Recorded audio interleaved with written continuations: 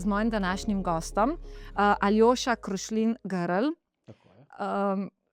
Izredno zanimiv človek, ampak da ne odstopam od svojih običajnih začetkov, prosim, Aljoša, se lahko predstaviš tako, kot želiš biti predstavljen?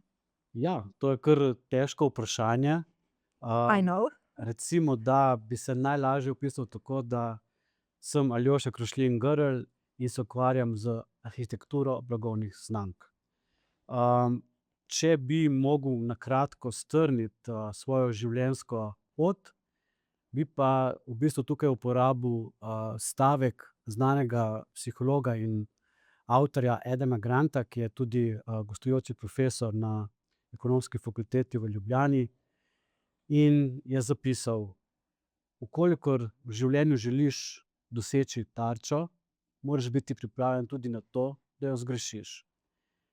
Moje življenje je bilo je v bistvu sestavljeno tako iz vzponov kot iz padcev, in kar me kot osebo najbolj definira, je prav to, da znam se ustaviti, znam se pogovoriti sam s sabo in znam iti naprej.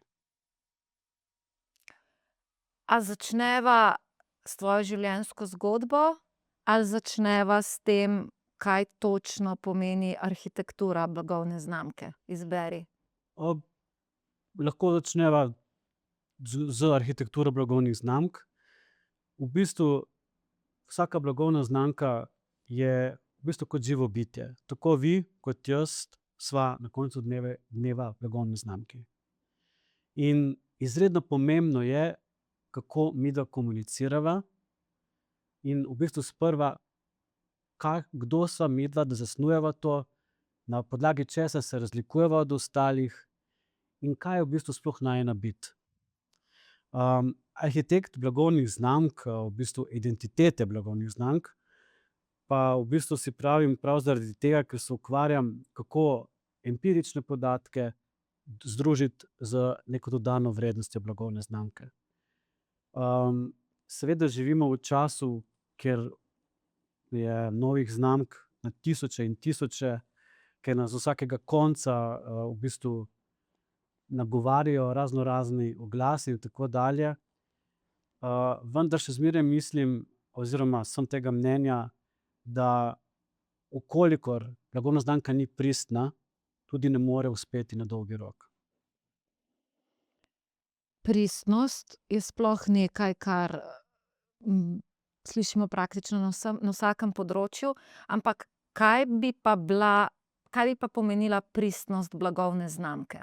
Zdi se, da danes pri zasledovanju te pristnosti delamo stvari, za katere se nam zdi, da bi lahko naletele na pristno odobravanje, pristno empatijo, pristno simpatijo pri uporabnikih, ampak na koncu je to vse skupaj že sfejkano, ker se pristno delaš bogi, ker pristno deliš svoje težave, ampak na koncu se več ne ve, kaj od tega je sploh še pristno, pa ni več pristno. V bistvu tako, če gledava tako blagovne znamke, je treba krepko razlikovati med manipulacijo in vplivom. In manipulacija je v bistvu kratkega roka, ne. In naše čustveno zaznavanje blagovnih znamk pa ni nekaj, kar bi mi lahko uravnavali. Mi takoj vidimo, čutimo na koncu dneva, kaj je pristno oziroma ni pristno.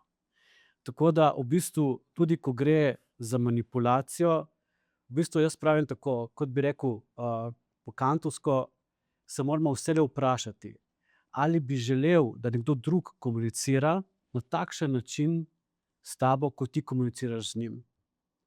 V kolikor je tvoj odgovor ne, sva pri manipulaciji. In v tem primeru ta blagovna znamka bo mogoče na prvi rok dosegla neko občinstvo, nekega kupca, nikakor pa ni nekega dolgega, ne verjamem v to, da bo imela dolg življenjski rok. Res je, da v tej obdobju digitalizacije, v kakršnem smo, v obdobju algoritmov in tako dalje, vse več blagovnih znamk v bistvu tekmuje po tej pozornosti. Pozabljajo pa prav na pristnost.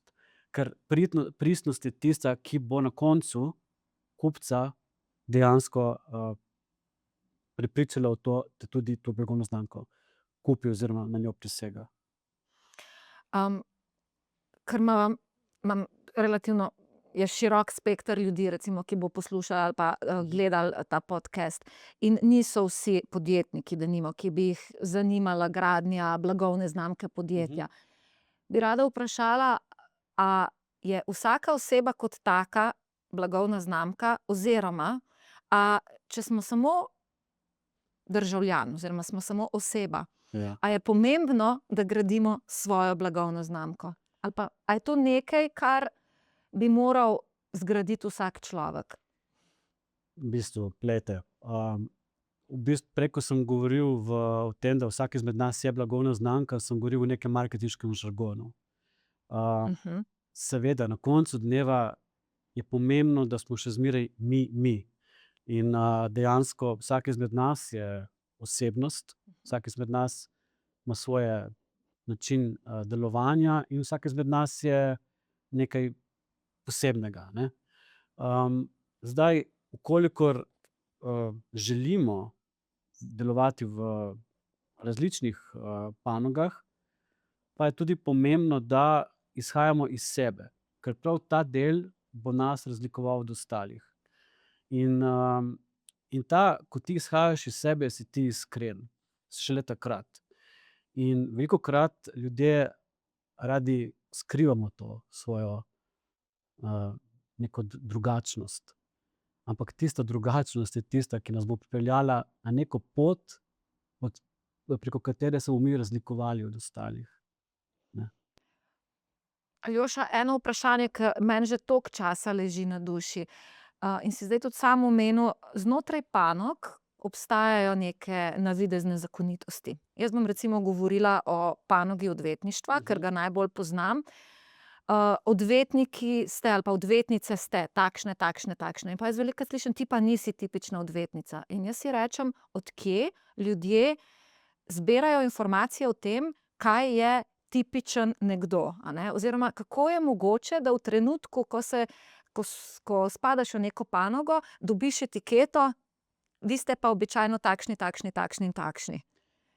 Ja, glejte, pač za vsak poklic velja neka določena točka, po katerih si mi predstavljamo tega človeka, to osebo. Tako je. Še posebej Slovenci smo zelo, recimo temu, nekoliko konzervativni in nismo ravno najbolj prepričani v to, ali je pametno štrleti iz povprečja, ne. In tudi na koncu dneva štrleti iz povprečja, veš tudi sama, Maja, zna velikokrat prinesti tudi kakšen udarec, ki si ga ne najbolj zaslužiš, oziroma tudi požreti slino na določenih zadevah, ki, če bi bila družba nekoliko bolj odprta, v bistvu tega sploh ne bi bilo potrebno, ne. Ampak vendarle pa brez tega, da kdaj štrliš iz povprečja, si težko avtentičen. Zato, ker če se od mene pričakuje, da bom vedno ravnala povprečno in da bom vedno ravnala tako, kot se od mene pričakuje, kje je potem prostor za kakršnokoli avtentičnost? Absolutno. In jaz, to je glih ta nasprotja, ne, ki so, o katerih govorimo. Jaz mislim, da je avtentičnost osnova vsakega izmed nas. Ker avtentičnost se začuti. Hkrati je pa tudi potrebno imeti v življenju neko projekcijo, kako bomo mi to zasnovali, avtentičnost. Če govorimo o blagovni znamki, na primer, je v bistvu stvar taka, je v bistvu avtentičnost, ja, resnica, ja, ampak naj ima ta tudi strategijo. Ker velikokrat se zgodi, tudi recimo, na primer, da sem jaz jezen na vas, pa bi vam rad nekaj povedal po resnici, ne. Zdaj ta resnica. Vprašati se moramo sprva, ali je to res resnica ali tukaj govori naš ego. In v kolikor želimo sporočiti nekomu neko svoje videnje, je v bistvu izredno pomembno to, da določimo čas, kraj in način, kako bomo to sporočili. Resnica brez strategije je ponavadi v bistvu neki odsev našega notranjega nemira, ki pa v bistvu ni vaš problem, ampak je problem nas samih.